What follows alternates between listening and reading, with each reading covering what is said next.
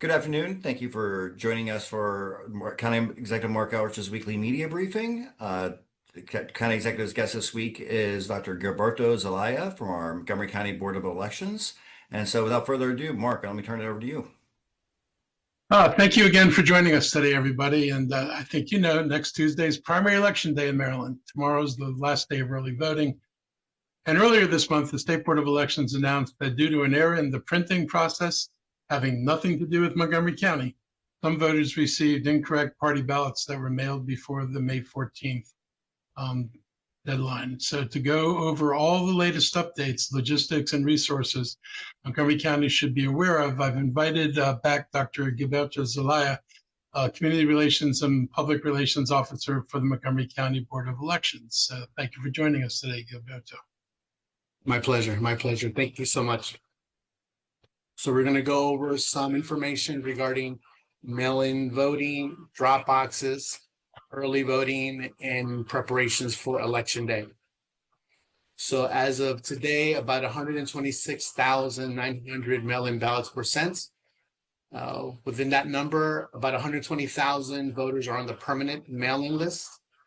We have received over 25,000 mail-in ballots, and we've canvassed over 12,900 of those.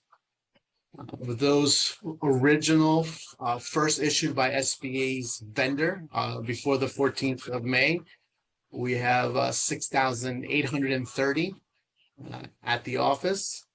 And those who returned the original and the replacement second issue ballot, about 4,035 of those voters sent both the original and the second issued replacement ballot.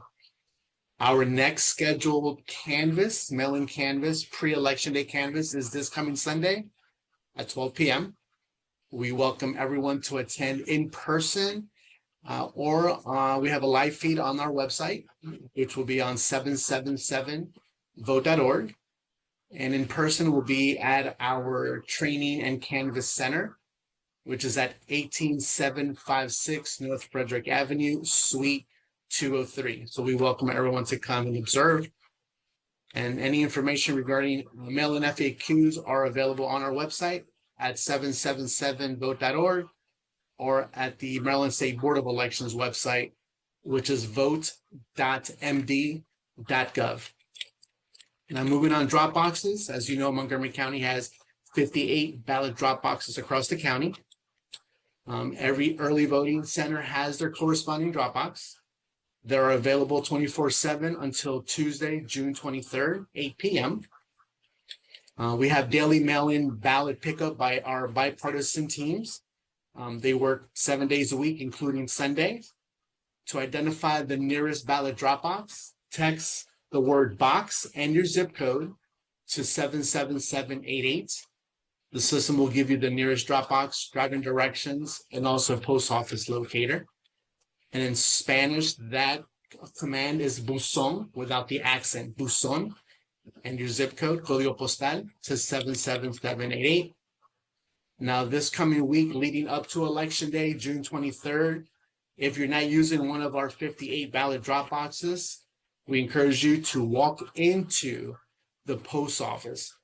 Walk into a post office to ensure that the clerk date stamps or franks the return envelope. They're not guaranteeing same day date stamping. So if you deposit one of your mail-in ballot drop ballots, make sure you walk it in the post office, especially if it's on the last day of the 23rd of June. And most post office close at 5 p.m. And just make sure you sign that voter oath on the return envelope. Now, moving on to early voting, we have 2 more days left. Today, Wednesday, the 17th of June, we have our 14 early voting centers are available until 8 p.m. or until the last voter in line has voted. And tomorrow will be the last day. Over the last 6 days, we've had over 16,604 voters voted early. So make sure to avoid skip those lines, especially on the last day after 5 p.m. So over the last 6 days, 0 wait times. To identify the nearest early voting center, Grab your trusty cell phone and text the letters EV plus your zip code to 77788. That's EV plus your zip code to 77788. And it will provide you the nearest early voting centers, driving directions, and most importantly, wait times, which has been 0 over the last 6 days. And the code in Spanish is VA y su código postal to 77788. We also have same-day voter registration at any of our 14 early voting centers. Bring a state-issued ID, driver's license, permit, bank statement, or utility bill that shows your name and current Montgomery County address. And registered voters may update their residential address, but not their political affiliation. Please note Maryland has closed primaries. And then on election day, if you miss early voting tomorrow, 8 p.m., you could vote at your corresponding election day polling place, which is listed on the back cover of your sample ballot voter information guide mailed to every voter. Otherwise, you will vote provisionally if you're not voting in your corresponding election day polling place. Starting on the 19th of June, after early voting season, if you text the word FIND to 77788, the system, you could put information and it will identify your corresponding election day polling place. And in Spanish, la palabra es buscar al 77788. So please make a vote plan if you're not voting during the early voting season. And lastly, I want to thank our civic-minded election judges that have been serving over the last 7 days at the 14 early voting center, and also the ones who then will step up to vote and to serve on election day at our 230 polling places on election day. Many of them have paused their personal and professional lives to serve our voters. So please make a vote plan, vote in person, or return that mail-in ballot as soon as possible. And if you have interest, we encourage voters to serve in the upcoming general election, November 3rd, or during the early voting season.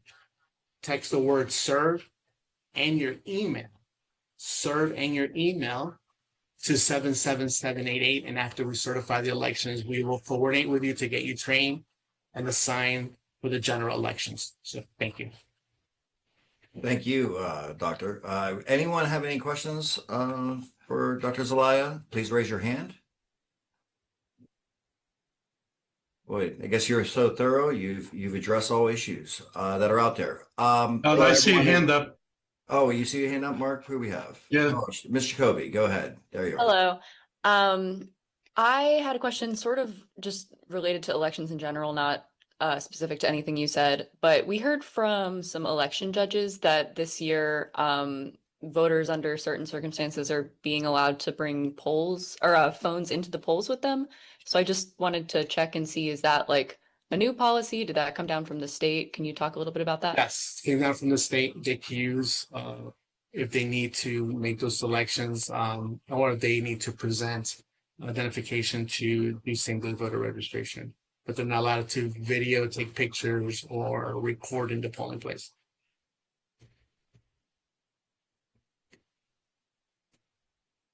And that is new this year? Correct. Okay, thank you.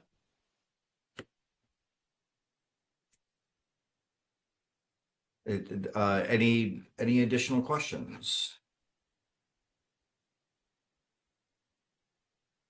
Seeing no other hands up, thank you again, Dr. Zelaya, for joining us today, and good luck. Thank you. Appreciate everyone. And thank you for everyone for all the service and all the people that volunteer in your organization. Mark, back to you. I'm gonna start by, I want to share my deepest condolences with the family of Nazir Bell, who was a Towson University student who died this week while enjoying the Chesapeake and Ohio Canal National Historic Park. And Nazir is a graduate of BCC High School, and he joined his friends on Sunday along the Billy Goat Trail and to swim in the river. After an extensive search conducted by our Montgomery County Fire and Rescue Service professionals, his body was recovered on Tuesday. And it's heartbreaking news for his friends and family who remained near the water during the search, hoping for the best. This is, another tragic loss. He was an ambitious young man. He had potential to do great things, and it's a terrible reminder of the dangers associated with swimming in open water. Potomac looks like a really nice, peaceful river sometimes, but the Potomac River is complex. And it can be very calm, but it's also home to deep pockets and also deceptive currents. And in fact, the Great Falls, as they call it, they give the park its name, was formed by fast-moving water beneath the surface. And the average flow rate, about 10,000 cubic feet per second. That's moving a lot of water. Our rescue crews are sadly too familiar with areas like Mather Gorge and the Billy Goat Trail because of numerous drownings that are associated with the river. I want to thank the MCFRS for their compassionate and dedicated work in these very trying circumstances. It is illegal to swim or rain in the Great Falls section of the Potomac. It carries a fine of at least $200, but this incident shows it can cost a lot more than the financial penalty. So I encourage everyone, please follow the rules. Don't swim where we've told you it's too dangerous to swim. Use extreme caution if you plan to paddle or kayak or boat in the area. This is not the safest place to be doing it. There are better places in the Potomac where you don't have to deal with this. So please take this into consideration. In other news, we issued a public health advisory on Monday impacting residents living near a tributary of Muddy Branch. Tonight, our Department of Environmental Protection and DHHS will be hosting a community meeting at Dufif Elementary School for residents in the impacted area. You can kind of see from the map where the area is and the stream where we have a water contact advisory in place, and you can see the two ponds there. WSSC has assured us that public drinking water is safe to residents living in this area. And that's because the public water does not come from the stream or from these ponds or from wells. It's part of the central system that WSSC has. But we've posted warning signs along the stream and pond as well. We're distributing flyers to the homes throughout the area with the following information. Do not let your kids or pets play in the water. Do not drink from that stream or those ponds. Don't fish there.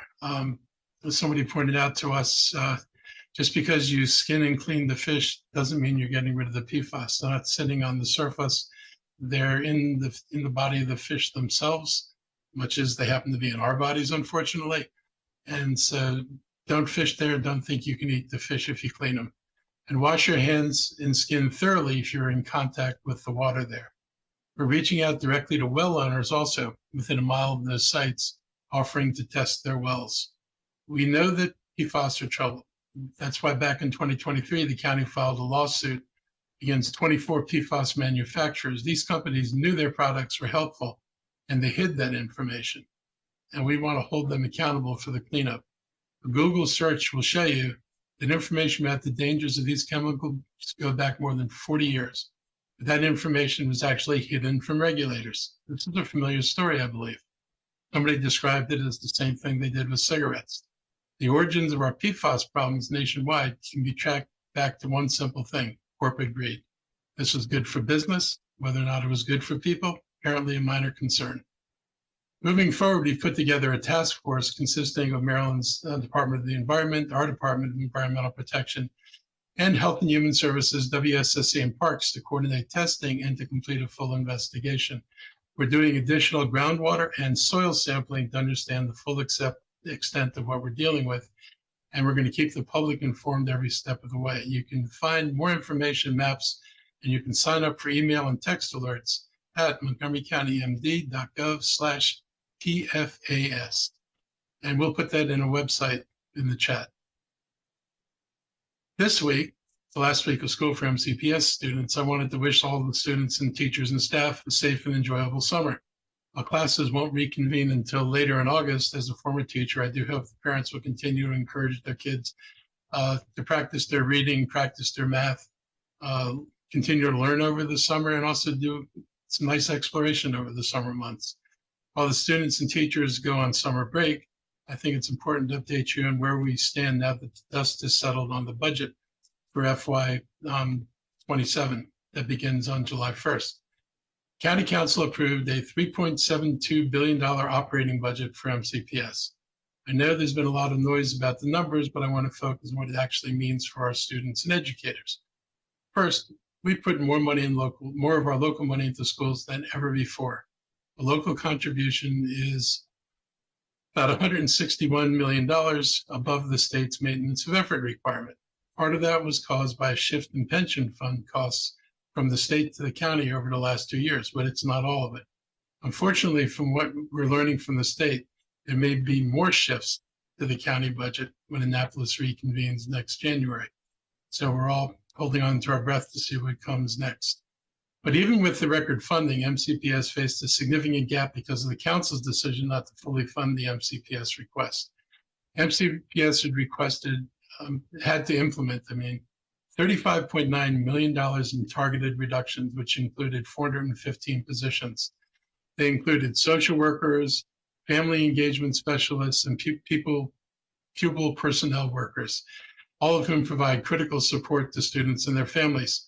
Here are some of those eliminations: about 43 social workers, 40 English composition assistants, 27 pupil personnel workers, 27 MCPS central office jobs, and that's 108 total since last year. So for anybody who doesn't think Dr. Taylor's also focused on how to make MCPS run better, there are 108 jobs that aren't there over the last year that are an indication that he's looking at his own internal workings of his organization for where it's possible for them to save some costs. There are 27 school-based positions that weren't specified. There's 21 family engagement specialists. There's 21 maintenance workers. Anybody knows anything about Montgomery County Public Schools knows that maintenance is not something the county needs to do less of. There are 17 emergent multilingual learner therapeutic counselors and 12 media assistants and 3 administrative positions that were assigned to Crown High School. It's nearly 160 of the lost positions were jobs that the school district was trying to add through this new budget to help aid students in the areas where they needed the support. I want to be honest with you, when you're closing a gap like that, there is no way to completely escape an impact on services for our students and family. Superintendent Taylor has made it clear that these choices were, in his words, awful. But the goal has remained steady to try to keep these cuts as far away from the classroom as possible. Nevertheless, cuts to support services staff have impacts in the classroom. I know this myself as a teacher. When I was teaching in the early 2000s, I forget the exact year, but there was a major cut in the school budget. And one of the casualties of the cuts were the amount of aid time the teachers had in a classroom. And so when I began teaching, I had an aide in my class. And remember, I'm teaching kids in the 4th and 5th grade, where the kids in the class range from 2nd, 3rd, and 4th grade levels, which means you can't teach one lesson. And I had an aide for most of the day, except 45 minutes. When I stopped teaching in 2006, I was down to my choice of 45 minutes of aid time for English or math. These are real losses to the classroom when you start making these kind of cuts. And so we should not make light of this or think these are easy things for them to do away with. Many of our students depend on the services from support staff, and the cuts forced by the council budget are definitely going to have a detrimental impact on the students. It's just not possible to avoid it. This wasn't the path I proposed, but it's the budget we landed on, and now we have to make the best of it together. Staffing decisions themselves belong to the MCPS board and superintendent, not the county. But my leadership team plans to meet with MCPS to explore how we can best support people through this transition, including looking at where we can open county job opportunities that might be a good fit, just as we've done for federal workers who were displaced by Trump. And I'm carrying these concerns that I hear from the classroom. I'm going to be carrying them straight to MCPS leadership, in case they're not hearing some of the stuff I hear. Last week, I signed an executive order that put a temporary pause on all data center construction and development in Montgomery County for 6 months while we get our rules straight. This is not a ban on data centers, but we're trying to make sure that their use is regulated. Some of these very large facilities, the hyperscale ones, use enormous amounts of electricity and water, create noise and other issues. I don't want to see brownouts in Montgomery County because we didn't plan properly. I don't want our grid to be overwhelmed, and I do not want electricity rates driven through the ceiling because the electrical needs of the data centers put a strain on the grid supply of electricity and drive prices up. The price of electricity in our grid has nothing to do with the cost of producing the electricity, but it's the result of bidding wars for electricity when it's needed. So what you're seeing is people maximally profiting from their ability to manipulate the market and to let the market forces decide what the price of your electricity should be, even though we're not the ones driving up the use of the grid, and we're not the ones causing the shortage in supply. And beyond all that, I also don't want our waterways harmed in the process. The use of water potentially is enormous. I know the company looking at the project in Dickerson, they submitted a proposal that showed an extraordinary amount of water being used. They've since said that they're not going to use that much water, but they've yet to change their request for approval from the state based on a far larger use of water. And no way do I want them approved for that level of water use and then have to hope that they actually decide they're not going to use as much. If they don't need it, they should withdraw their request for that much water. County Council is already working on zoning legislation to address all of these issues. And this pause gives them a time to get this done right and prevent premature approvals. Other counties, Frederick and Prince George's, are working through these same questions, and we're looking at what they're doing, and we're determined that we're going to get this right too. We're also looking at what data centers have agreed to in other places around the country. We are not the first place where this is happening. And so we're looking to see what other communities have been able to get data centers to agree to, because that's a good model for us to follow if we find things that dovetail with our interests. I raised the issue of a moratorium when we had our very large community meeting back in February. And I said at the time that I would take into account how the council process would work before I'd put a moratorium on. I was very deliberate about starting the 6-month moratorium now, because had I started it in February, almost 4 months would have been consumed by the council working on the budget and not having time to deal with the data centers. They were absolutely clear. There was no way they were going to work on the data centers or any other real important or heavy legislation during the budget. So that would have meant that we would have had 6 weeks left at the end of all that to create regulations, which is not a reasonable amount of time for dealing with the issues that are in front of us. Now they have a full 6 months to focus their deliberations.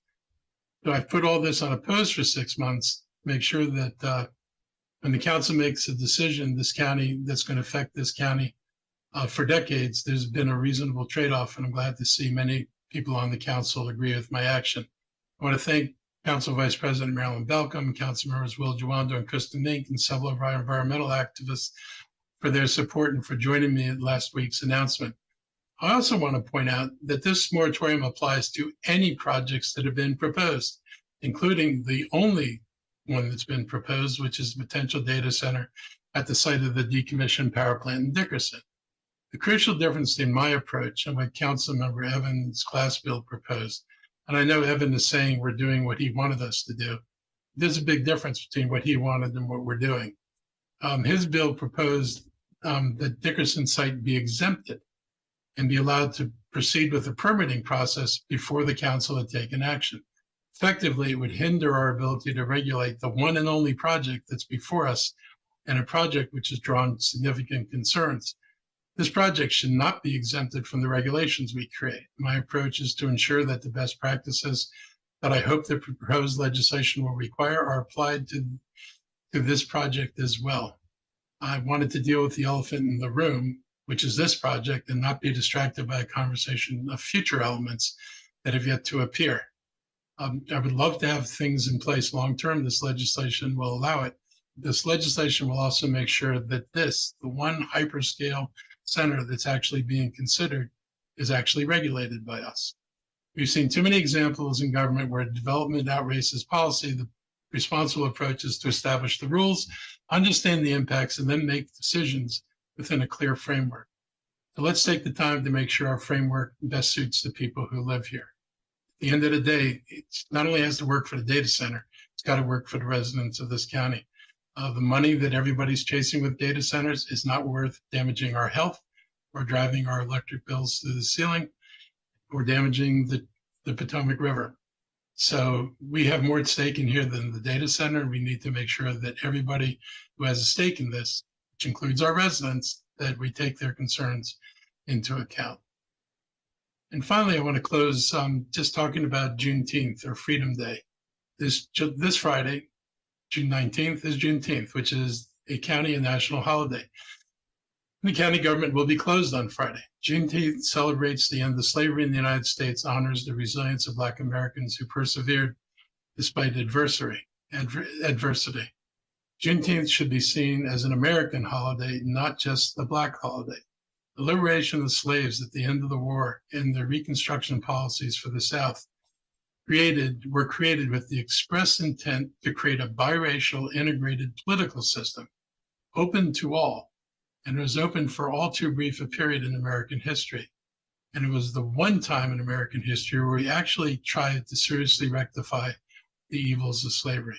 The federal government sent troops to protect the Black population and the new state governments from attacks by Southern whites who wanted no part of liberty and justice for all. This bold plan lasted 11 years, until 1877, when unfortunately politics intervened, when Republicans made an agreement with the very racist, segregationist Southern Democrats in Congress that if they would concede the election of president to a Republican, the Republicans would in turn abandon Reconstruction. The Democrats conceded the election and the Republicans walked away from Reconstruction. The result was a flood of violence, as you can imagine, overthrow of elected governments in these states, and replacement of the vision of an integrated society with Jim Crow, Klan intimidation, violence, and suppression of freed Blacks, and the implementation of land use policies that virtually recreated a new form of slavery, debt peonage. This is why understanding Black history is so important for everyone, not just a Black issue. Most people have not a clue what I'm talking about. No idea what happened and how long it lasted, and not a clue about the implications for education, jobs, economic opportunity that would largely be denied to Black people for almost another 100 years. I would be surprised if very many younger Americans even realized the federal government was sending troops to southern states in the 1960s and the 1950s in Arkansas in order to enforce integration. The fact that we don't know that and that's not part of our national knowledge is a real problem. At least we should not get too comfortable with ourselves in the county. We are not immune. Land covenants here that existed on much of the property in the county blocked both Black and Jewish people from owning or renting property here, and that lasted until 1967. Not exactly ancient history, folks. In the 1960s, federal troops, as I said, were sent to the South to ensure that schools were integrated. I think we know, some of us know the famous scenes in Alabama and other places. It is our history. Knowing this is important to how we can understand today as a product of the past. And with an insane president who wants to whitewash slavery, treat it as if it had no effects, or perhaps it was a training ground for people, and erase anything that calls attention to it and all the horrors that came with it, America's on a path to slip back into darkness that so many people have struggled to lift up. Hopefully, what we learn about our past will strengthen our resolve to address the problems that flow from it. The annual Scotland Juneteenth Heritage Festival has already hosted its opening night ceremony, the Interfaith Church service, and this week we had a number of community events focused on bringing people together and honoring the county's past. The festival also debuted its first comedy show on Monday night at the Black Rock Center for the Arts in Germantown. On Friday, there's going to be a 5K run, a full morning of activities at the Cabin John Village Park, which includes a mobile museum and a family carnival. The annual Clarence Height Israel Baseball Classic will be a game between the Bethesda Big Train and the Gaithersburg Giants. And after the game, there are going to be fireworks.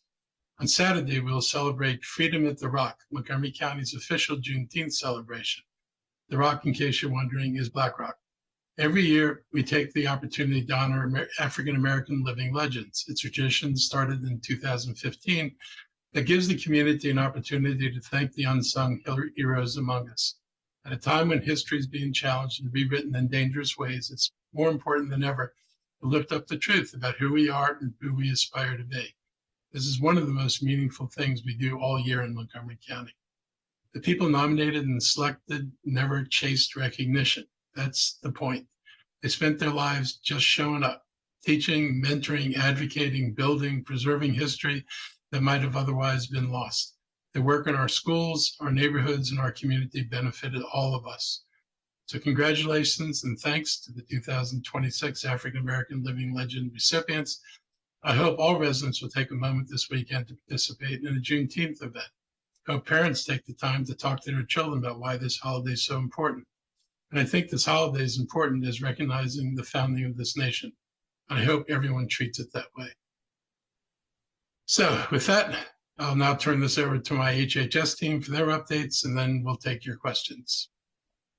Good afternoon, Mr. County Executive. One quick update, as we continue to look deeper at the needs of the community. I know Dr. Davis and our team in Public Health Services, she and Dr. Ashford and Sean O'Donnell are working on an update to the Community Health Needs Assessment. But in our Aging and Disability Service area, we've done a needs assessment for our age-friendly community. We recently completed 10 years, and we are one of about a little less than 1,000 age-friendly communities internationally. And working with our AARP partners, we've taken a deeper dive into the age-friendly needs. And those needs at a glance are housing, transportation, and health. We will be discussing some of those data points next Tuesday from 1 to 2:30. The link will be provided in the chat box if you're interested in hearing and learning about some of those age-friendly community needs as our partner has assessed. With that, I will turn it over to Dr. Davis.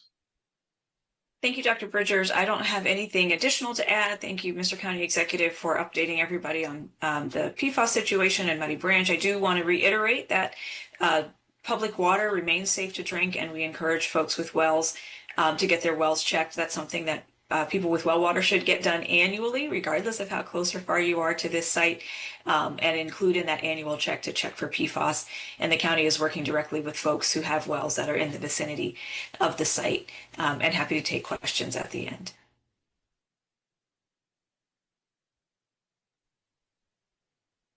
I have just one update today. We received word earlier today that we received our most recent and frankly the last of the major outstanding FEMA reimbursements from the COVID-19 pandemic. Nearly 6 years after we started the reimbursement process, we are winding down, and the amount today was about $13.99 million. We have about $1 million in administrative costs that are still outstanding that we hope to have wrapped up pretty soon, at which point we'll conclude, and we'll covered well over 178, nearly $180 million in total funding. And I want to give a lot of credit to people who are involved, starting with the county executive, because this was something that was a major push. There were jurisdictions both across the state of Maryland and across the country that chose not to seek FEMA reimbursement and simply use the CRF and the ARPA funds that Congress had appropriated to pay for the cost of COVID. We wanted to maximize the dollars coming to our residents under the county executive's leadership, and so we used those funds, and we also went and sought FEMA reimbursement for what we thought was eligible, and have been able to expand the pool of resources that our residents benefited from, both in the response to the COVID pandemic, but also in the recovery and the aftermath, and trying to address all of the subsequent health disparity outcomes that we saw during the COVID-19 pandemic. So this will mark an important end to a phase that took a lot of work on a lot of people's parts. The effort was spearheaded by our Office of Emergency Management, Homeland Security, where I started there with the process and have since turned it over to Director Luke Hodgson and his team, who did an excellent job working with the departments, particularly the Department of Health and Human Services, to get together all the documentation we needed to get those funds back in the door. And ultimately, those resources will be available for, things that will benefit the entire community of Montgomery County. And so I think that's sort of an important hallmark I wanted to recognize. I want to throw something in there just real quickly. I just want to thank the team for what they did, because you had to go through a very meticulous evaluation by the federal government. This was not something where you could submit a piece of paper and say, this is what we spent, we want the money. The documentation was pretty serious, and I just want to thank everybody who took this job seriously enough that we could submit that much for reimbursement and get it. And not everybody did that. And it really helped the county get through COVID, particularly help our budget get through things. There's $178 million that we wouldn't have had, would have led earlier to even more severe budget choices than would have had to make. So make sure everybody on the team knows how much I appreciate what they did. Thanks, Mark. Thanks to you, Dr. Sutter. Congratulations again. Rich Daniel, MCM, you have your hand up. Go ahead, Rich. Mark, good afternoon. I was curious on two fronts. One about your run for public service, and with the perhaps the move to council, what are some of the priorities or motivations for you to continue the journey of serving the public in all the different ways that you can? And then my second question is on a different subject. Sure. So, look, I've been really lucky. You know, I spent 19 years as a council member in Tacoma Park. I was a school teacher for 17 years. I've been able to do things with my life where I thought I could make a difference and try to make things better for people. And I feel like as a county council member and as an executive, I've been pretty singularly focused on how do you make things better? How do you lift up the least among us? But how do you also make sure that you're moving forward in other ways? Because, you know, and I've said this before to people, without focusing on how do you grow an economy, you're never going to have the revenues to pay for the things it costs to do that. So I've always been motivated. I feel like I'm still young enough to do this. I don't feel tired. I don't feel worn out. And I want to keep doing this work. I mean, I could go on vacation, you know, have a great time, but I would rather do something useful than have a great time. It's satisfying. It's as satisfying to do something useful as it is to go and have a great vacation, at least from my perspective. So I want the opportunity to continue to do that. I also think I bring a perspective that's going to be really important. This budget showed the challenges this county has. We have not been able to do the things that would make us competitive. And I've talked about this a lot. I've, you know, talked about in other media briefings. This county, you know, for all the things we did, just look at this budget, for all the complaining about it, the council passed virtually everything I proposed. Most of the cuts they made were in the school system. Most of the cuts they made were not in the human services part of it. You've got a council member who says, you know, I voted against, you know, against funding this budget, but he's a council member who voted for everything that went into the budget. And it's always been amusing to me over the years to hear people talk about, you know, I voted against this and at the same time voted for everything in it. So when you see somebody who does that, just remember that when they go out to the community groups, they say, I voted for putting your item in the budget. Remember that they also voted not to fund the budget at the end of the day. To me, that's important. I want to be able to have discussions on the council. And, you know, you can't be in my seat and not look at what happens in Virginia.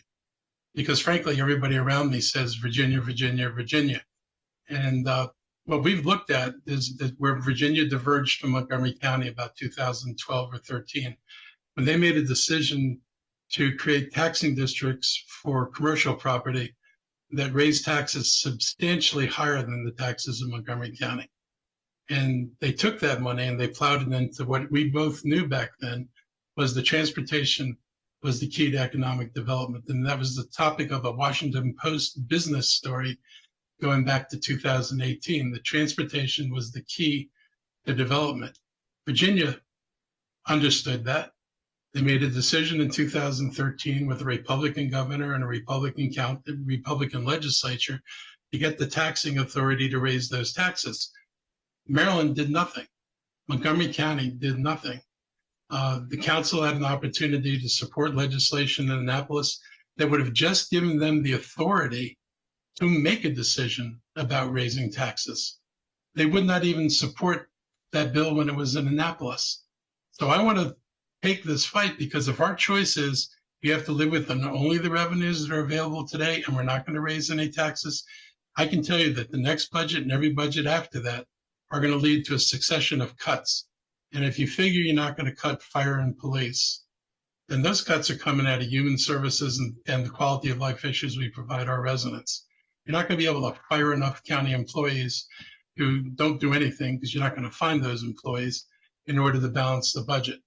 And I want to have real discussions about what I would say, the adults around us, like the District of Columbia and Northern Virginia, what they did to deal with their budget problems in order to ensure they could fund growth.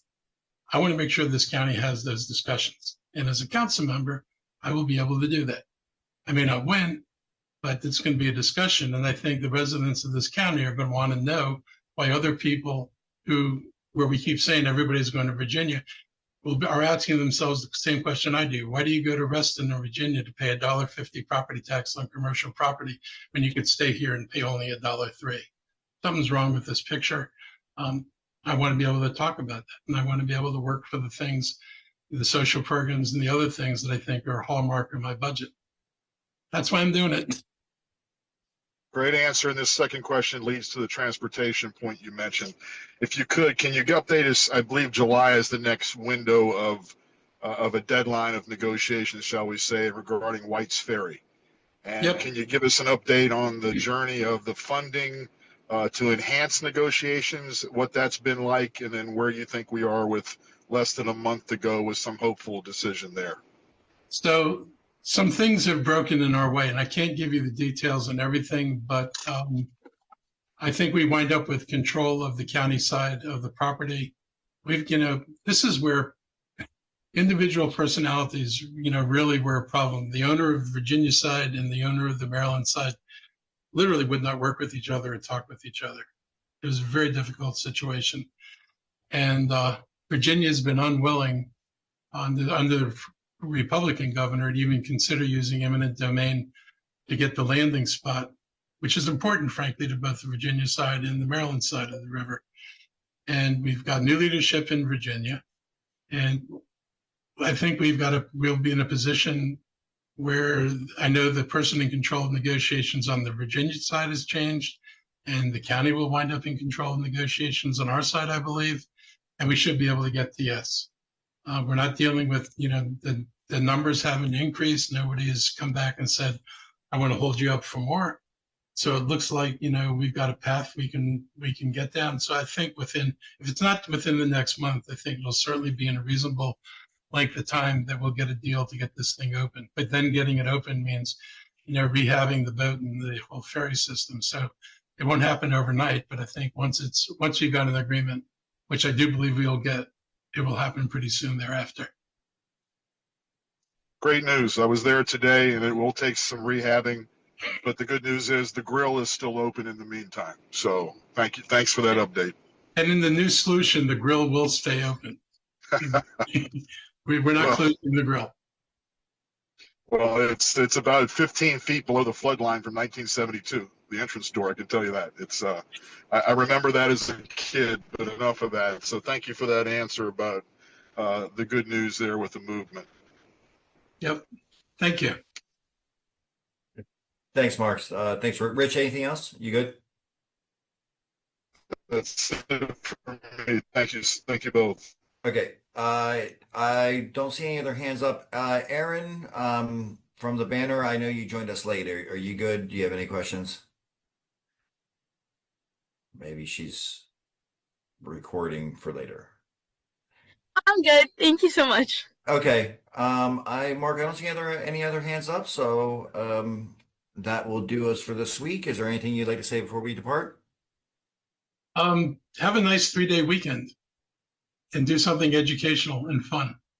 3 days is enough time to do both. And sometimes education's fun. So have a good time, and I'll see you all next week. Thank you, everybody. From growing up in a small business family in New Jersey to performing more than 40 musicals, operettas, and plays, Council